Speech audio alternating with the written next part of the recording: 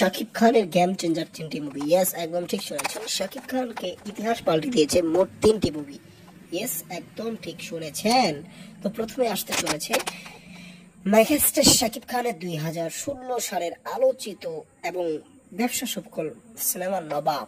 Yes, তার যদিও শিকারী, সরি এটা শিকারী হবে, তারপরে আমি নবাব দিলাম, আমার এখানে ভুল হয়েছে, কিন্তু শিকারি দিয়ে প্রপার শিকারি দিয়েই হয়েছে, আমার মনে ছিল না। 1 নম্বর হচ্ছে শিকারি, যদি আমার পোস্টে নবাব দিয়ে ফেলেছি, তারপরেও নবাব আরো উচ্চ লেভেলে নিয়ে গেছে, ঠিক আছে ঠিক আছে। তারপর সেকেন্ড যেটা আছে প্রিয়তমা, এটাকে দিয়ে মানে শাকিব খানের এই মানে অনেকটা সময় হয়ে গেছিল তার বদনাম, সে ফিরবে কিনা, খালি ফ্লপের ফ্লপ। হঠাৎ করে প্রিয়তমা এসে বক্স অফিসের দাপট দেখিয়ে দিল, এবং তারপরে আরেকটা গেম চেঞ্জার তুফান, তুফানের মাধ্যমে পুরো দুনিয়া বরবাদ হয়ে গেল।